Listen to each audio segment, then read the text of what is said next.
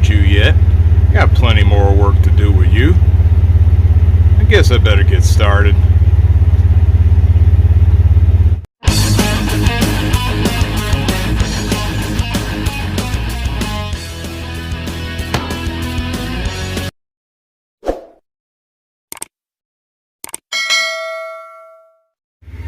Alright, we're back again with the 51 Chevy S10 Suburban panel truck frame body conversion project.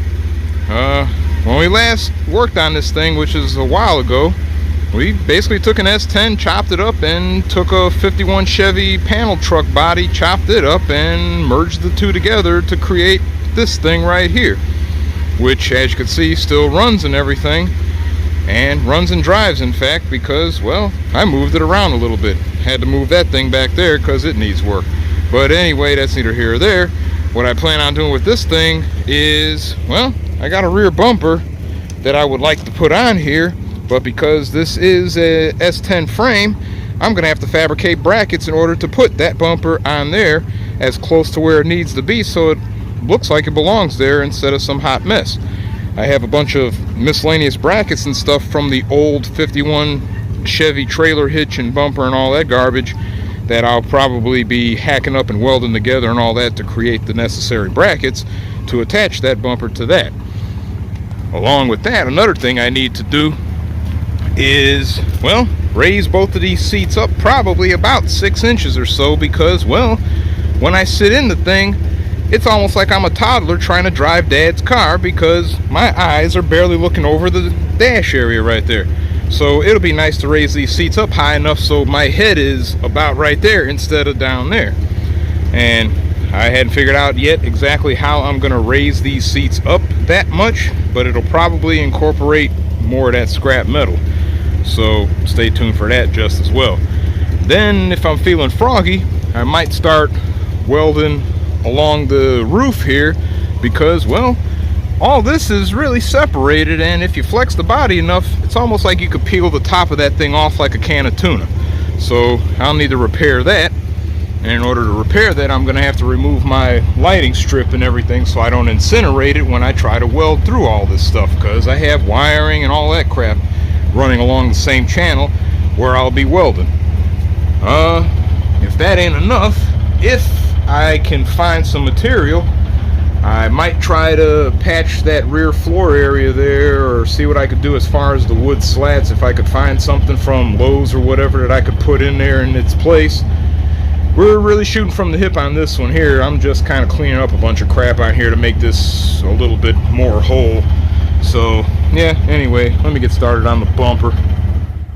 Looking at the rear end of our truck, we can see our S10 frame rails, which are currently supporting a heavy-duty trailer hitch. I have the original S10 bumper brackets right here that clearly labeled right hand, other one left hand. I can mount these back where they belong and trim these down and weld a mounting point onto the nubs where I can bolt our 51 bumper to it so I could be able to attach it right about right there where it needs to be.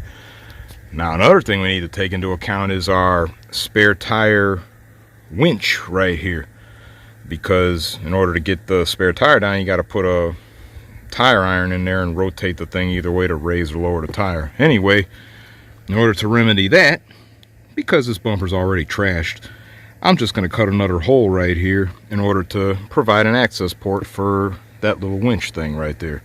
So I'm going to go ahead, take care of that, and then bolt these brackets in place, and then I can look at what I need to trim and cut on there in order to fabricate the mounts for our bumper, and if necessary, possibly drill another hole, maybe not.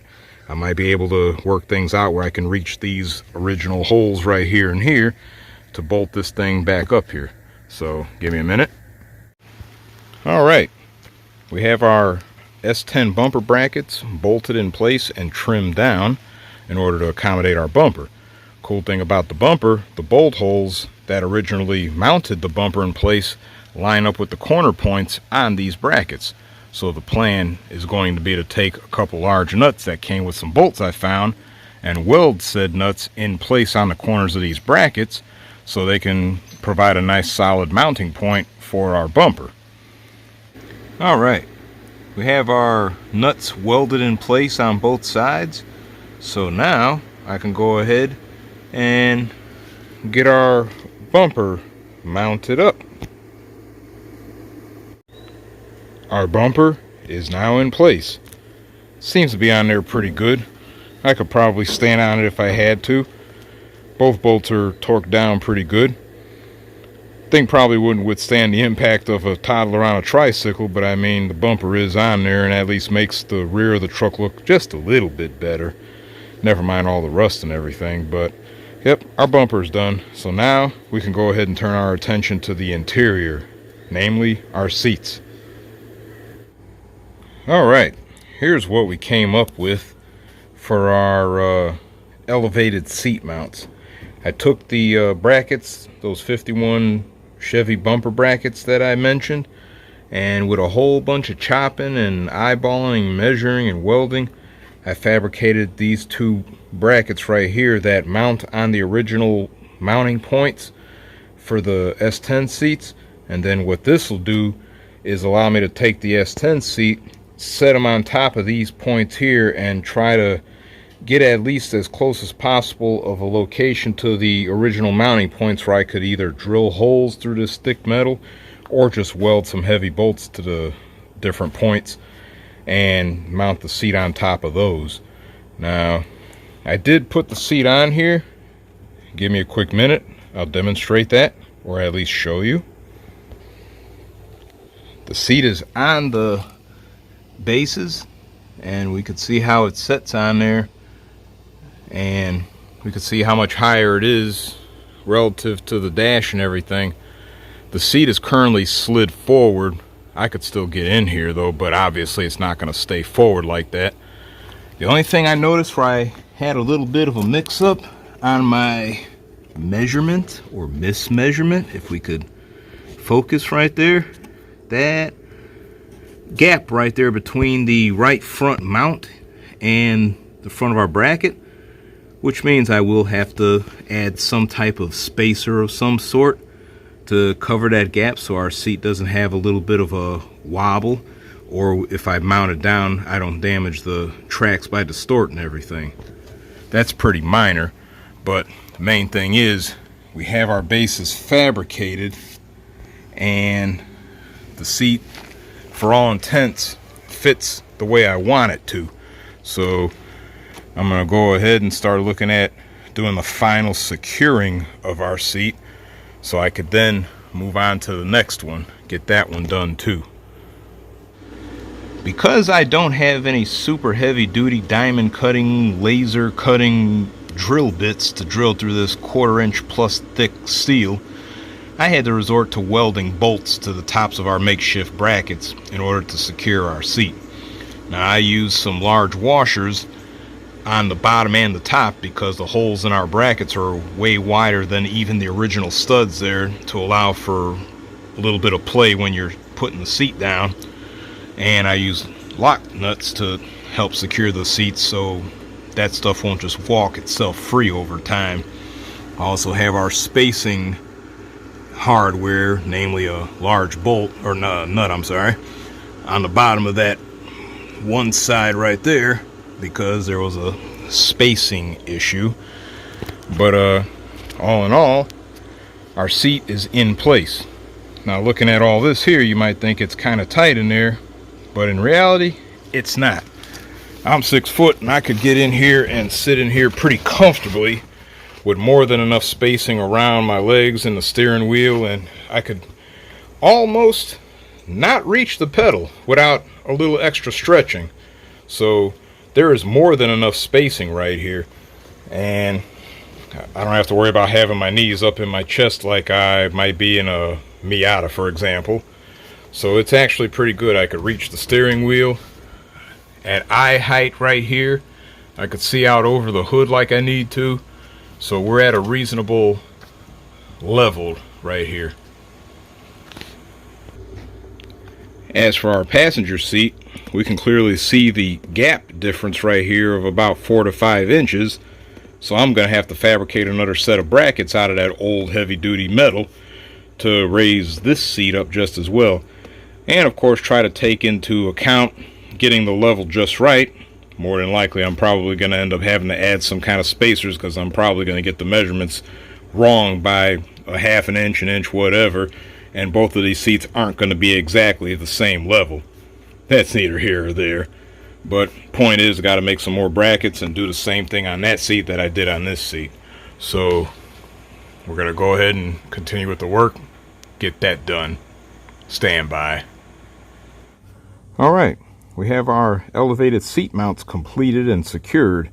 These things are made out of the same heavy-duty metal just like the driver's side. And just like the driver's side, we have bolts welded down to the heavy metal in order to hold the feet from our original seat brackets. And I also took the time to put some large washers on those bolts so I could provide a wider base for the original seat brackets to sit on, so there's a better distribution of downward force. And of course used a lock nut and washer on top of the seat brackets so everything is nice and secured all the way around.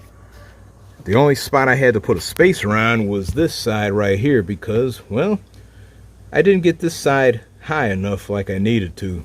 No biggie. Big washer and nut helped take care of that little problem right there, so that's all good. I also have this little plastic piece that came with the seat that I put back on, but whatever. Also, if we look across, we can see that both seats are actually level with one another, which is a good thing. Got this right the first time and didn't have to make any kind of bootleg adjustments as far as adding spacers or anything. So our seats are nice and straight across. They work as far as the tracks, allowing you to slide them back and forth. And whoever sits in the passenger side can look over the hood just like the driver can. So we're all good on how we want our seats to be situated. Now, my next move is going to be seeing what I could do about this peeling tuna can of a roof up here. Let's see what we could do about that. Alright, this is what I came up with as far as patching our tin can of a roof. Looks like crap, obviously, but it's a lot better than this mess right here where the roof is able to just bounce around. But yeah, cut strips of sheet metal and just welded them on in here after I cut a little slot out of the rusty metal and ground all the rust down and everything and burned it all in. Not the best looking, but again, a lot better than what we have beforehand. So this tedious process is going to take a while, so I'm going to continue cutting metal and grinding and welding until I make my way all the way around this thing and get the roof totally secured back to the rest of the body. So let me go ahead and get this done. Alright, we have our patchwork, our Frankenstein ugly popcorn weld patchwork. It's not too bad, but it ain't the best looking either, especially with this rusty metal. But it's all done and our roof is now locked down to the rest of the body. I had to use bunches of little strips of sheet metal welded in place along this point, as well as the part of the roof that still had some good metal underneath it, and got it all welded in place. The rear portions are the worst because, well, it was the ugliest in these areas, and there was actually past lead filler repair done, which, just like Bondo, apparently didn't last too long. But I had to cut into all that garbage and make this hot mess of patchwork right here to help cover that up. Now, at some point in the future, yeah, I might smooth this out and slap some mud over that or whatever, who knows. Maybe I might just say screw it and just put some clear coat on it and just let this rugged patina shine, who knows. But I just wanted to get this roof locked down better because, well, don't want the roof flying off. All the way across, we're all locked down as we need to be. all the way to the front. And as an added bonus, I also took a moment to fill in these holes where these old hinges used to sit, so at least all of that is addressed just as well, so we can at least check that off the list as well. Took a moment to reroute the little wire that I had running in here for our license plate light, so that's all good. Next move is going to be to address this floor. How am I going to do that? Well, I'm going to have to grind off all the rusty bolts holding these slats in place, pull those up, and then see what measurements this wood is so I can replace that wood, because I don't know if they even make lengths of boards like this for these trucks. I only see them for the pickups, so I'm going to see what's available locally to substitute this garbage for, and then bolt it all back together as best as I can to try to cover all this up. So yeah, in the meantime, I'm going to go ahead and grind a whole bunch of carriage bolts out, see how this turns out. This should be fun. Alright, we have all of our floor wood and divider slat thingies removed, leaving us with this skeleton right here. Now, I took a moment to cut some sheet metal panels to put along the fender wells on the left side and on this spot right here, because I previously welded some sheet metal right there for the battery box support, which the box is now sitting on the armrest. So I thought I'd even everything up and have metal along the fender wells, leaving just this rectangular open space right here. Now, go and take a quick look at the boards that I pulled out. Our floorboards are not like regular boards. They have grooves cut along the sides of them, so when the metal dividers are installed between them, we have a relatively flush surface on our bed. Now, so far I could not find boards long enough for a panel truck. Like I said, I could only find them for a regular pickup truck.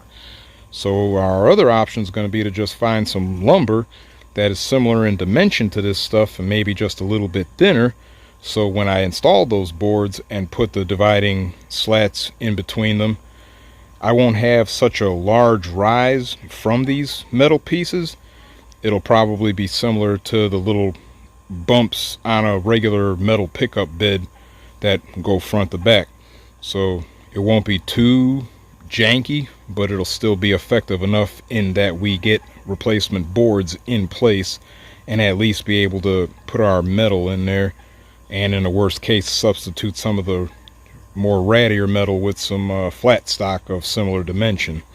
So in the meantime, gonna have to get some more welding wire, weld those sheet metal panels in place, and get some wood. So stand by. Alright, we have some prep work done here in the form of some sheet metal that I welded in 3 spots, 2 in the back, 1 in the front, to coincide with that piece of sheet metal over there that was made to support the battery box.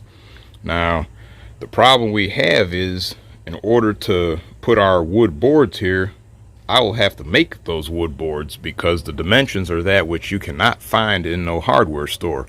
They're not just straight 1x6 or whatever the actual dimensions are. It's like 3 1/4 inch thick, but the wood, some of the pieces are like 5.5 inch wide, and I think one is like 6.5, some weird dimensions that you'll have to make that crap. And that means using a router, because you'll have to cut the grooves necessary to accommodate the metal strips that go between the boards. We don't have a router, so we're not going to be doing that. But because this opening is about it is 4 foot wide, it's about 8 feet long, might be an inch or two off, but the solution there is 3/4 inch 4x8 pressure treated plywood. Gonna put that wood right there, and what I'm gonna end up doing is still drilling holes to be able to put the metal dividers down, but instead of them being recessed in grooves to make the whole floor almost completely flush, I'm just going to put the metal strips on top of the boards. So when you look at it, it's still going to look like a wooden floor with metal dividers, but the metal strips are going to be on top of the wood instead, which ain't a bad thing, because at least when there's any kind of cargo being carried, it's not going to just be able to slide all over the place. It'll still kind of simulate how a modern truck bed is, where it's got the ripples in the floor. So it's not going to be a bad thing, just a cheap thing. So I'm going to go ahead and start putting the 4x8 in here, and we're going to see what all I got to do to make this crap work. So stand by. Alright, after some careful trimming and measuring, I was able to get our board in place.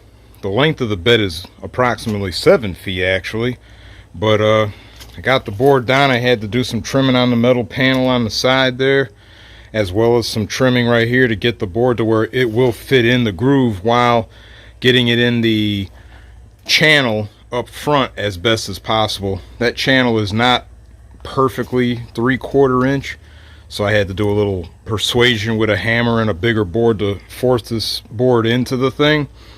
But it's in there, and even though this board is a little warped here, but hopefully we'll correct that when we start bolting everything down, which is where our little strips come in, as well as that drill up there, because I'll have to start drilling holes and putting carriage bolts in and carefully making sure everything is lined up enough so when I go ahead and drill holes in the back and in the middle, I'll line up with the supports underneath. So I'm gonna go ahead and start doing that crap, see where this takes me. Stand by. Alright, our fake wood floor is complete, as we could see from all the metal strips held in place by carriage bolts all across the thing. From a distance, it pretty much looks like what you would normally see in a wood floor in an old truck. Now, save for that one metal strip that's 2 pieces due to its being rusted out, all the metal strips are intact-ish from front to back. Even the little metal strip on the side right there to kind of cover the gap between the wood and the metal, as well as in the front right there. But again, from a distance, looks like a regular wood floor in an old truck. So along with this, our battery box is back in. Our seats are raised up so we can see over the dash. Got a rear bumper in here as well. There's not too much left to do as far as body stuff other than little patchwork like right there and little spots here and there just to kind of fill in the rust holes. Got our roof all zipped up as well. But we'll get to all this little patchwork stuff at a later time because, well, already done enough on this thing for this episode. So we're going to go ahead and stop right here, and until the next time, as usual, like, subscribe, notifications, TikTok, all that good stuff. Stay tuned for more episodes on this truck as well as other car projects, because as usual, there is plenty more that has to be done. So we're gonna catch you later. It's getting late. I'm done. I'm out.